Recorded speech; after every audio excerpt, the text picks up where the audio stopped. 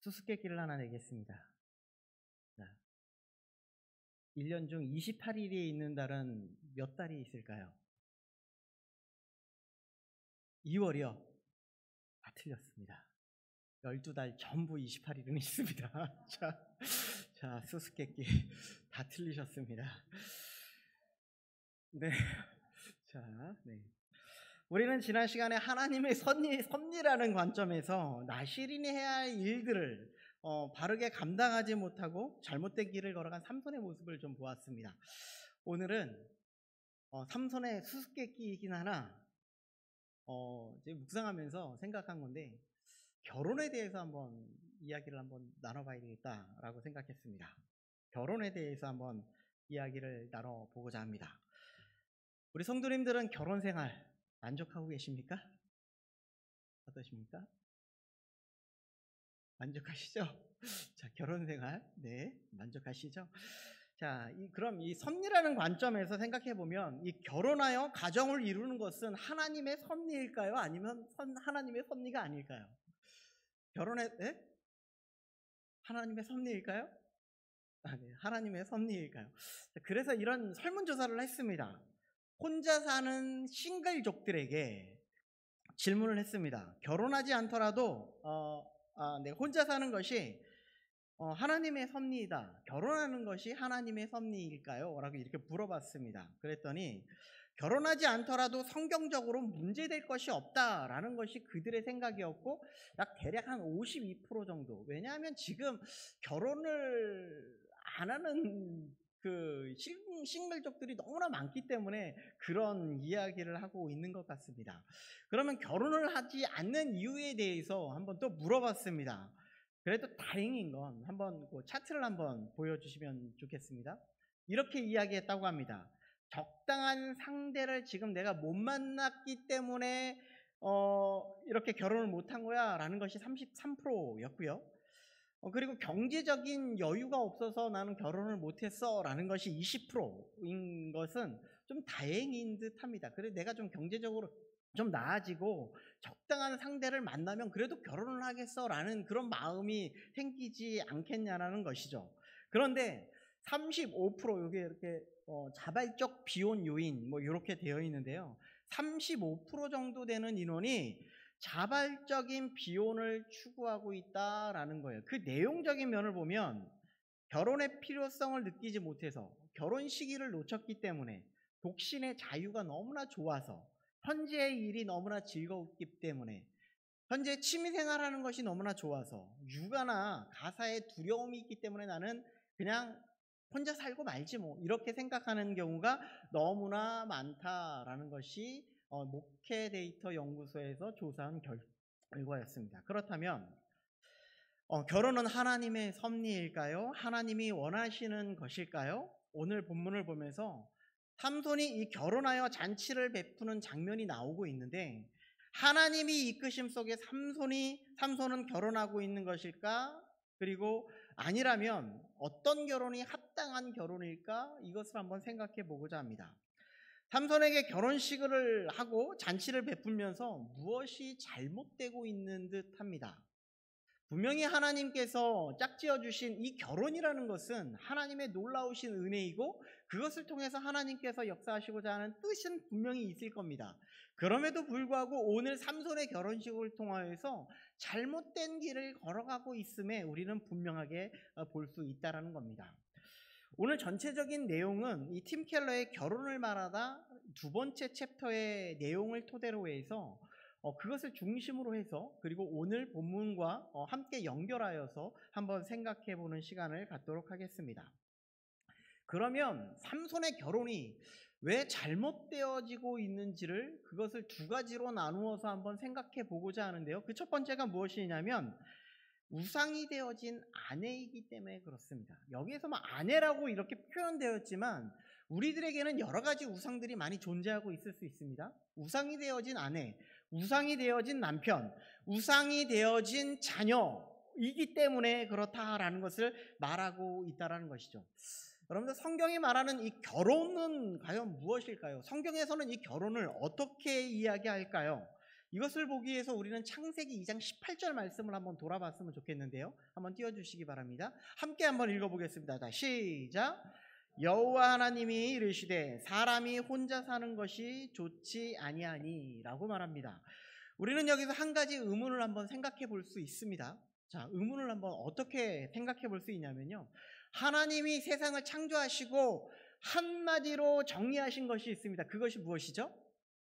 보시기에 좋았더라. 하나님께서는 이 세상에 있는 모든 것을 창조하시고 난 다음에 무엇이라고 얘기하냐면 하나님이 보시기에 좋았더라 라고 이야기했어요. 특별히 사람을 지으시고 난 다음에 이야기한 것은 뭐였죠?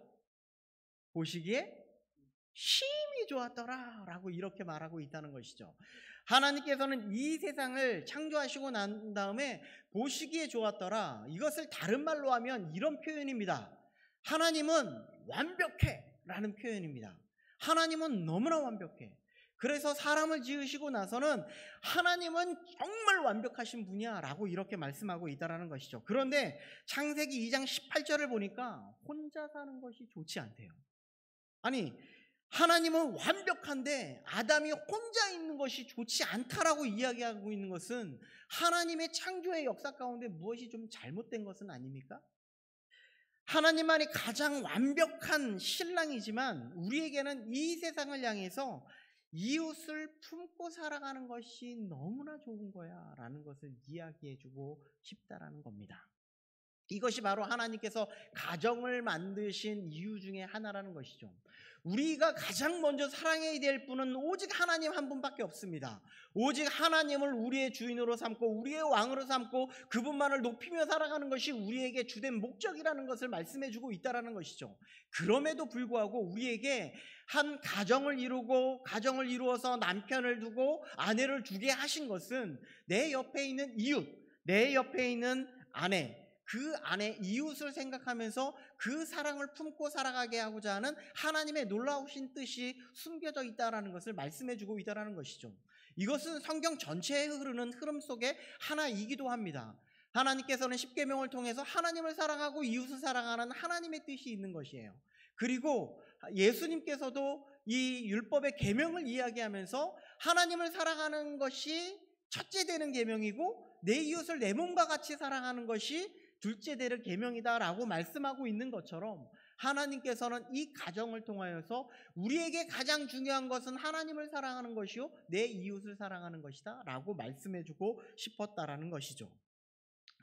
하나님은 성경을 통해서 이것을 실천하면서 살기를 원하셨다는 거예요. 가정 속에서도 옆에 있는 사람 완전히 남이 만나서 결혼한 사람이에요. 그러니까 이 모든 사람을 품고 사랑하면서 살아갈 수 있었으면 좋겠다라는 것을 말씀하고 있다는 것이죠. 그리고 창세기 2장 18절 이후에 하나의 장면이 나옵니다. 결혼식의 한 장면처럼 느껴지는데요. 2장 18절 이후의 내용도 보면 혼자 서는 것이 좋지 않아 돕는 배필을 하나님께서 지으시고 하나님이 아담에게 이끌어 오시는 장면이 나옵니다. 결혼식 장면에 보면 아버지가 아내의 손을 붙잡고 이 신랑에게로 이끌어내시는 것처럼 말입니다. 그리고 아담은 그녀를 위한 노래를 부르죠. 내 뼈 중에 뼈요 내 살 중에 살이로다 라는 아름다운 시를 내비치고 있습니다. 그리고 말합니다. 창세기 2장 24절 말씀입니다. 함께 보겠습니다. 자, 시작. 이러므로 남자가 부모를 떠나 그의 아내와 합하여 둘이 한 몸을 이룰지로다. 이것이 하나님의 만들어 놓은 가정이고 하나가 하나로 연합하여 만들어지는 아름다운 가정임을 말씀하고 있다는 것이죠. 그런데 이 아름다운 가정 속의 그 중심 속에는 예수 그리스도가 우리의 중심이 되어야 하고 오직 그분만이 최고의 사랑임을 이야기하고 있다는 것입니다. 그리고 아담과 하와에게도 하나님만이 우리의 중심에 있습니다 라는 것을 보여주고 있다는 말씀입니다. 그분만이 중심이고 그분만이 우리를 이끌어 주실 것이고 우리를 다스리실 것이고 이 모든 것이 하나님의 섭리 가운데에 이루어진 것이야 라고 말씀하고 있다는 것이죠. 그런 가정이 될 때 그 가정이 가장 아름다운 가정이 되고 하나님이 인정하시고 하나님이 뜻하시는 길을 걸어가는 그런 가장 아름다운 가정이 될 수 있음을 우리에게 말씀해 주고 있다라는 겁니다. 그런데 문제는 어디서 시작되냐면 바로 아내가 우상이 되어지는 순간입니다. 우리의 자녀가 우상이 되어지는 순간입니다. 우리의 남편이 우상이 되어지는 순간이라는 말씀입니다. 오늘 본문 10절 말씀을 함께 읽어보도록 하겠습니다. 10절입니다. 자, 시작. 삼손의 아버지가 여자에게로 내려가매 삼손이 거기서 잔치를 베풀었으니 라고 말하고 있죠. 이것이 무엇이 문제일까요? 여기에서 문제는요, 이스라엘의 결혼의 모습을 보면 여러분들 혹시 나중에 시간이 되시면 창세기 24장의 말씀을 한번 읽어보시기 바랍니다. 신랑의 아버지가 종을 신부에게로 보내요. 그리고 신부에게로 보내서 결혼 지참금을 그 신부의 가족에게 주고 신부를 데리고 와서 신랑의 집에서 잔치를 베푸는 것이 이스라엘 백성들의 그런 풍속 중에 하나이기도 합니다. 그런데 일반적인 관례라는 것이죠. 그런데 지금 삼손은 어디에 있냐면요, 블레셋의 아내의 집에 머물고 있다는 것이죠. 그리고 이렇게 얘기합니다. 10절 후반절도 한번 보겠습니다. 함께 읽어볼게요. 자, 시작. 청년들은 이렇게 행하는 풍속이 있음이더라. 지금 누구의 풍속을 따르고 있냐면요, 블레셋의 풍속을 따르고 있는 지금 삼손의 모습을 볼 수 있음을 말씀해 주고 있다는 거예요. 그 풍속에 따라 30명의 친구들을 초청해서 함께 잔치를 베풀고 있다는 거예요. 하나님께서는 로마서 12장 2절의 말씀을 보면 너희는 이 세대를 본받지 말고 라고 이렇게 이야기하고 있어요. 우리는 이 세상을 쫓아 살아나가는 그런 사람들이 아닙니다. 우리는 하나님의 말씀하신 그 창조의 역사를 따라 그렇게 살아가는 사람들이에요. 우리는 하나님의 말씀하신 그 말씀을 따라 그렇게 살아가는 사람들이에요. 그러니 우리는 하나님의 뜻을 쫓아 살아나가는 것이지 이 세상을 쫓아 살아가는 그런 사람들이 아닙니다. 여러분들 이것을 쫓아가야 됩니다. 하나님의 말씀을 쫓아가야 됩니다. 이것을 말씀해 주고 있는 거예요. 지금 삼손은요, 블레셋의 풍속에 따라 아내가 머물고 있는 아내의 집에 가서 거기에서 잔치를 베풀고 있는 그의 모습을 볼 수 있다는 것이죠. 그런데 문제는 또 하나가 생깁니다. 잔치하면 빼놓을 수 없는 것 중에 하나, 이때 당시의 문화 중에 하나가 무엇인가 하면 바로 포도주였다는 것이죠. 지난 설교에서도 계속해서 말씀하고 있는 것 중에 하나가 무엇인가 하면 나시린이 행하지 말아야 하는 것 중에 하나가 무엇인가 하면 포도주를 가까이 하지 말았어야 했습니다. 두 번째로 그가 하지 말았어야 되는 것이 있는데 바로 시체를 가까이 하지 말았어야 했습니다. 그런데 포도주를 가까이 하지 말았어야 함에도 불구하고 그는 포도원을 찾아가죠. 그리고 그곳에서 사자를 갈기갈기 찢으면서 사자의 시체를 만들어 버리고 말았습니다. 이 말씀은 무엇인가 하면 계속해서 죄의 꼬리에 꼬리를 무는 그런 일들이 계속 발생되고 있고 그 죄로 말미암아 계속 죄를 짓고 있는 그런 형국을 말씀하고 있다는 것이죠. 오늘의 잔치를 베품도 그에 대한 연장선상에 있음을 볼 수 있다는 겁니다. 그 죄를 인하여서 계속해서 죄를 범하고 이 하나님의 풍속을 쫓아 살아가는 그런 삼손의 모습이었어야 함에도 불구하고 그런 모습을 따라가지 아니하고 블레셋의 이방의 풍습을 따라가고 또한 그런 죄를 범할 뿐만 아니라 지금 또한 잔치를 베풀면서 포도주를 가까이 하는 그런 나시린의 규례를 벗어나고 있는 모습을 볼 수 있다는 것이죠. 이것이 무엇에서 비롯되었습니까? 한 여인을 사랑함으로 발생되었음을 말씀하고 있다는 것이죠. 이것은 하나님의 우상을 섬김의 모습과 같은 모습입니다. 우리가 너무나 잘 알고 있는 사마리아의 여인의 모습, 사마리아의 여인의 사건을 돌아보면요, 예수님이 수가성으로 내려가는 모습 속에서 그 수가성을 지날 때에 사마리아 여인이 물을 길러 옵니다. 그리고 그녀에게 남편이 5이 있네요. 그리고 지금 있는 남편도 당신의 남편이 아니네요. 라고 이렇게 묻고 있죠. 어떤 이유에서인지는 모르지만 그 여인이 사별을 했었을 수도 있고, 그리고 그는 이혼을 했을 수도 있고, 그리고 버림을 받았을 수도 있는데, 지금 예수님은 그에게 가정의 불행의 연속선상에 있는 그의 모습을 보면서 이 이야기를 하고 있다는 거예요. 그러면서 한 얘기가 있습니다. 예수님께서 말씀하고 있는 궁극적인 이야기는, 무엇을 말씀하고자 하는 것은, 그들에게서 진정한 생수를 찾으려고 너는 자주 결혼을 하였지만 그곳에서 진정한 생수를 찾지 못했어. 그러나 내가 주는 물은 너를 영원히 목마르지 아니할 거야 라고 말씀하고 있다는 것이죠. 우리의 가정 속에서 진정으로 우리들이 추구해야 할 궁극적인 만족이 있다면 그것은 생수의 근원이신 예수님께 있음을 말씀하고 있다는 겁니다.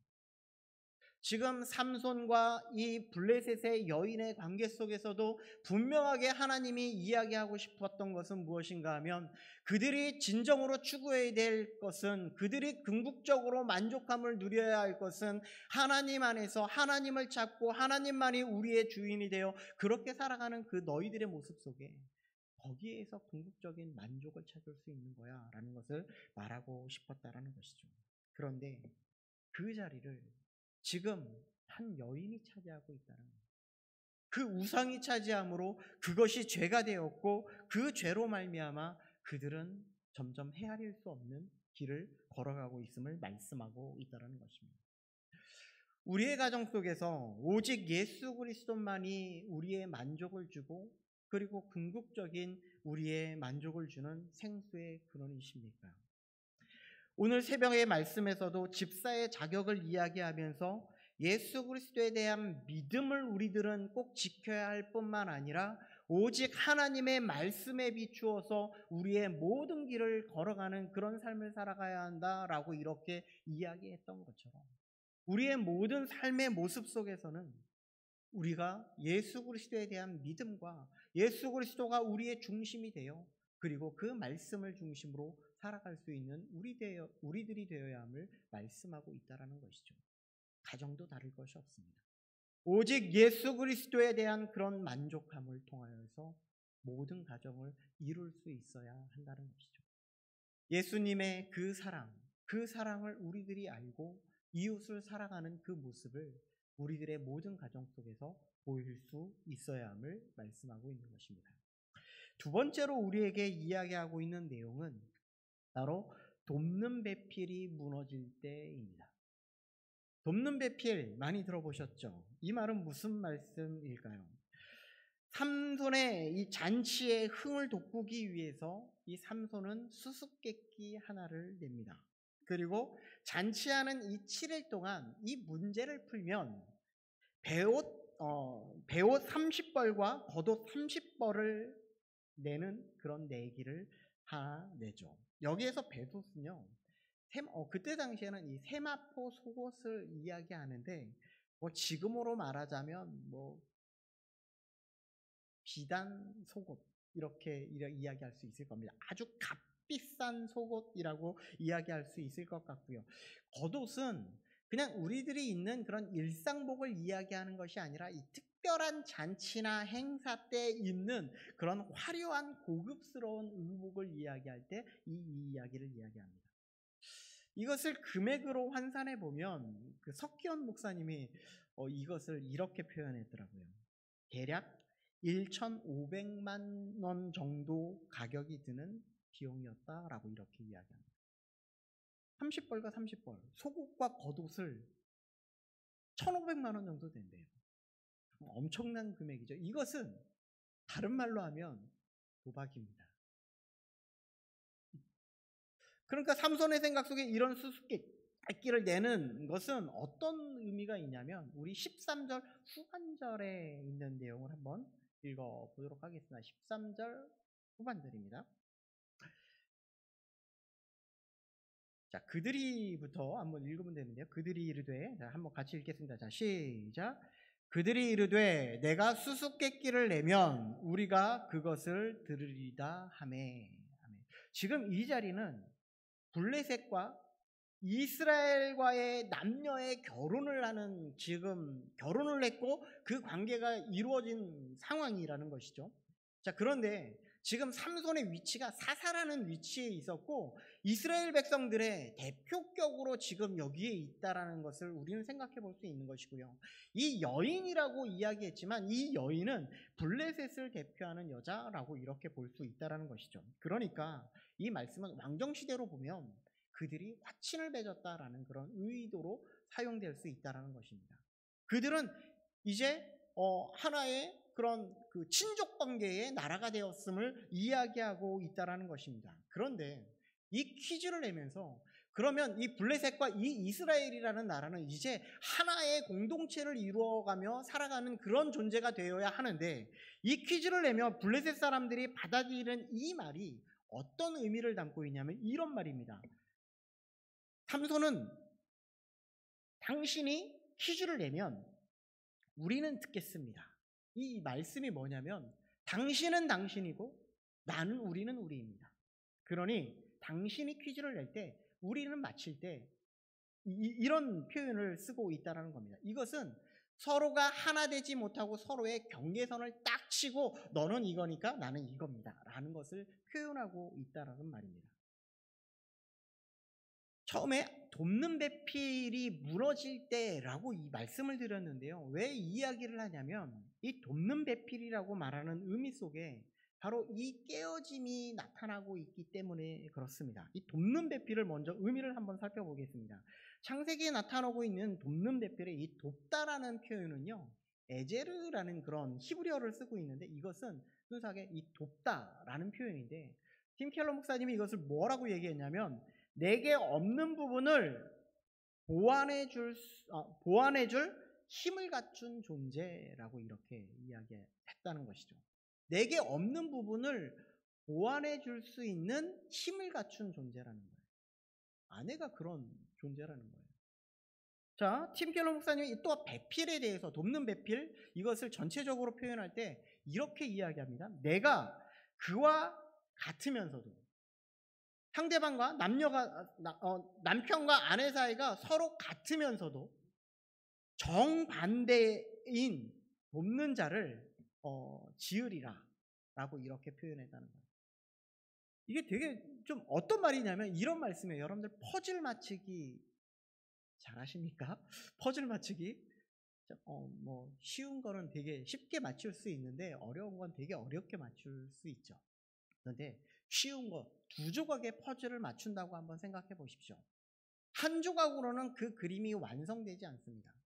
그런데 두 조각을 맞대어서 그림을 완성할 때 그것은 완벽한 그런 퍼즐의 조각이라고 말할 수 있다는 것이죠.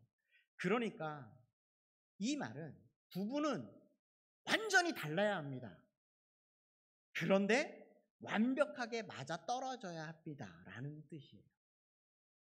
퍼즐이 한 두 조각이 완전히 다른 존재이면서도 그것을 두 조각을 딱 맞췄을 때 하나의 완벽한 그림이 완성되는 것처럼, 그것이 완벽한 존재가 바로 이 돕는 배필 속에 담겨져 있는 의미라는 것이죠. 그러니까 같은 부분이 있으면서도 서로에게 보완되어지는 공동체가 바로 부부라는 의미를 담고 있는 것입니다. 하나님은 남자와 여자에게 서로 필요한 부분이 있어서 그들을 서로 보완하게끔 보완하게끔 하기 위해서 서로를 이어주고 있음을 말씀하고 있다는 것이죠. 그러니 둘이 합력하여 선을 이룰 때, 서로 합력하여 무슨 일을 할 때 모든 일을 다 이루어낼 수 있음을 말씀하고 있다는 것이죠. 그러니 혼자 막 이 모든 것을 해결하려고 막 발버둥 치지 마십시오. 아내와 함께하고 함께 나눌 수 있는 우리들이 되어야 합니다. 그럴 때 더 힘이 날 수 있습니다. 그런데 보십시오. 블레셋 여인은 철저하게 삼손과의 선을 긋는 모습을 볼 수 있습니다. 한번 15절 말씀을 한번 보겠습니다. 15절입니다. 앞에 있는 것을 보시고 함께 읽어보도록 하겠습니다. 자, 시작.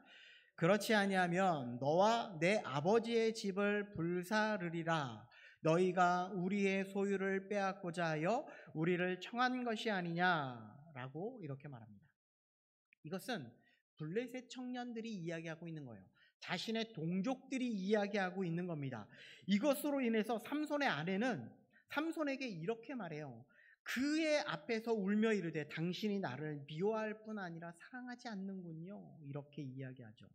이 말은요, 자신의 남편인 삼손을 선택한 것이 아니라 나는 블레셋 민족을 선택하겠습니다 라는 것이죠. 부부는요, 하나가 되어서 서로 돕는 그런 사람들이 되어져야 하고, 이 블레셋의 아내는 지금 함께 결혼했기 때문에 삼손을 선택해서 그 생명을 유지해 가야 함에도 불구하고 삼손을 선택하지 않았다는 말을 하고 있다는 것입니다. 그래서 서로를 보완해주고 도와주며 이끌어주고 합력하여 선을 이루어가는 부부가 아니라 이 남편의 생명보다 블레셋의 생명을 더 소중히 여기고 우리 그 친정 뭐라 그래야죠? 시대 아니죠? 아내의 가정 을 선택하는 일을 지금 이 아내가 하고 있음을 말씀하고 있다는 겁니다. 또한 여기에는요, 남편에 대한 신뢰가 깨어진 관계라는 것입니다. 자, 우리가 그래서 이 남편의 신뢰를 어떻게 하는 것이 맞는가? 에베소서 5장 22절과 23절 말씀을 한번 같이 읽어 보도록 하겠습니다. 시작. 아내들이여 자기 남편에게 복종하기를 주께 하듯 하라. 이는 남편이 아내의 머리됨이 그리스도께서 교회의 머리됨과 같음이니 그가 바로 몸의 구주시니라. 여기에서 복종이라는 말은요, 다른 말로 하면 신뢰라는 말입니다. 우리가 그리스도를 신뢰하듯이 남편이 아내의 머리됨이 그리스도께 교회의 머리됨과 같이 우리의 교회는요, 하나님을 예수 그리스도를 신뢰하고 그 신뢰하는 그 믿음 가운데 세워지는 것이 바로 그리스도의 교회이거든요. 바로 마찬가지입니다. 남편을 신뢰하고 남편을 믿고 따를 때에 이것이 성립된다라는 것을 말씀해 주고 있다는 것이죠. 그런데 결국 블레셋 사람들의 협박으로 인해서 어떤 일이 벌어졌어요? 삼손의 가정이 지금 깨어졌어요. 무너졌어요. 부부가 하나 되지 못했어요. 그리고 20절에 보니까 결론적으로 이렇게 되어집니다. 어떻게 되냐면요, 삼손의 아내는 삼손의 친구였던 그의 친구에게 내준 바 되었다. 완전히 깨어졌습니다. 이제 더 이상 하나가 될 수 없는 관계가 되었음을 말씀해주고 있죠. 분명히 사사기 15장 이후에 보면 그 아내의 아버지가 이렇게 했음을 말씀하고 있지만 이것은 그들이 결혼했음에도 그들을 하나로 만들지 못하게 하는 그런 결정적인 요인이 되었음을 말씀해주고 있다는 것이죠. 신뢰의 관계가 깨어짐으로, 돕는 배필이 깨어짐으로 이런 일이 발생되었음을 말씀해주고 있다는 것이죠. 또한 성도들은요, 아내를 그리고 남편을 사랑해야 함을 분명하게 말씀해주고 있다는 것이죠. 우리 에베소서 그 5장 24절 25절을 한번 살펴보도록 하겠는데요. 24절과 25절 말씀입니다. 에베소서 24장 25절 말씀입니다. 이거 맞네요. 자, 같이 한번 읽어보도록 하겠습니다. 자, 시작. 그러므로 교회가 그리스도에게 하듯 아내들도 범사에 자기 남편에게 복종할지니라. 남편들아, 아내 사랑하기를 그리스도께서 교회를 사랑하시고 그 교회를 위하여 자신을 주심같이 하라. 아내들이 해야 할 일은요, 남편을 신뢰하는 일입니다. 그리고 남편은요, 부족한 부분을 잘 도와서 함께하는 것이 바로 이 부부라는 거예요. 남자들은 한 가지만 생각하는 경향이 정말 많죠. 그냥 단순해요. 지금 이 하는 일만 해야 돼요. 근데 여성분들은요, 다양하게 모든 것을 할 수 있어요. 그렇기 때문에 여성들이 좀 도와줘야 되는 거예요. 이런 부분을 이야기하고 있다는 것이죠. 그리고 남편들은요, 예수 그리스도가 우리를 사랑하셔서 죽기까지 사랑하시고 십자가에 죽으셨던 것처럼 그런 희생적인 사랑을 아내들을 위해서, 가정을 위해서 할 수 있어야 한다라는 것을 말씀해 주고 있다는 것이죠. 그래서 우리는 서로의 결점과 흠을 서로 보듬어주고 메꾸어가면서 그것을 단단하게 만들 때 하나의 퍼즐이 완성되고 완벽한 그런 아름다운 그런 가정이 이룰 수 있음을 우리에게 말씀해 주고 있다는 겁니다. 우리가 꼭 기억해야 하는 세 가지가 있습니다. 그것이 바로 아내가, 남편이, 그리고 자녀가 우상이 되지 않도록 우리 가운데에 오직 하나님만이, 예수 그리스도만이 우리의 온전한 주인이시고 우리가 온전한 믿음으로 세워질 그런 가정이 될 수 있음을 우리는 꼭 기억해야 합니다. 뿐만 아니라 우리는 아내가 돕는 배필로서, 그리고 남편으로서 희생적인 사랑으로서 우리가 주님의 교회, 주님의 가정을 아름답게 이루어갈 수 있도록, 완전한 퍼즐을 잘 맞추어 갈 수 있도록 우리가 결점과 흠을 잘 메워서 완전한 아름다운 그런 가정을 이룰 수 있는 우리들이 되어야 함을 말씀하고 있는 것이죠. 그리고 마지막으로 우리 가정의 중심은 바로 예수 그리스도임을 잊지 말아야 합니다. 그럴 때에 19절에 보니까 여호와의 영이 삼손에게 갑자기 임하매라고 말합니다. 그런데 우리 가운데 항상 성령이 함께 하심으로 주님이 뜻하시길 원하신다는 것이죠. 갑자기 원하는 거, 그걸 원하시는 것이 아니에요. 늘상 하나님이 우리와 동행하시고 성령님이 우리의 마음 가운데 역사하셔서 모든 길 속에 주님이 뜻하시고 원하시고 기뻐하시는 길을 걸어가기를 원하신다 말씀하고 있다는 겁니다. 우리의 가정, 그리고 남편과 아내가, 그리고 우리의 자녀가 모두 하나님의 뜻 가운데 성령의 감동하심으로 말미암아 온전히 예수 그리스도를 구주로 섬기고 그분만을 찬양하며 그것이 기쁨이 될 때 우리 가운데에 아름다운 가정이 이룰 수 있음을 꼭 믿고 나아가시는 우리 개신교회 공동체가 되기를 간절히